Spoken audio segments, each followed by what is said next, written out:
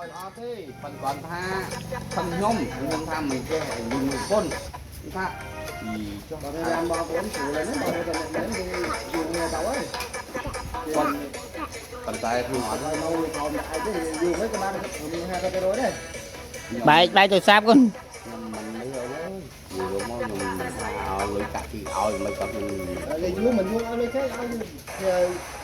một bao nhiêu tí hay là thời chơi làm cái đám ấy rồi tí là nhiều tí cái gì lo đó luôn cái gì lo ta vẫn còn tha Không khè lắm. rồi nhưng ra Dạ. ra đó Mà tao mới chỉ con xạ thôi. đơn ra này Lớn nó không nhỏ. đây nó giao trăm bao con nó vừa đó bây giờ đi ta to là nó chút tay trên chút tay trên chút mặt không chút mặt ôn chút mặt này cái đà chút mặt ạ đà chút mặt ôn đi chút mặt ôn này giờ chút mặt trên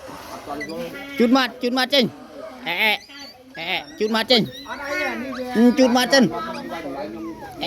chút mặt trên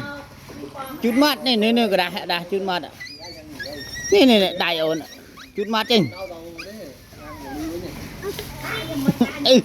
chút mặt trên chút mặt cái mày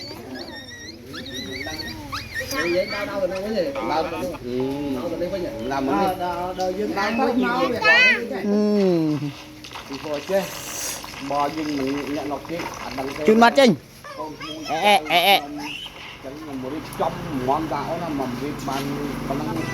phần là cái ở đấy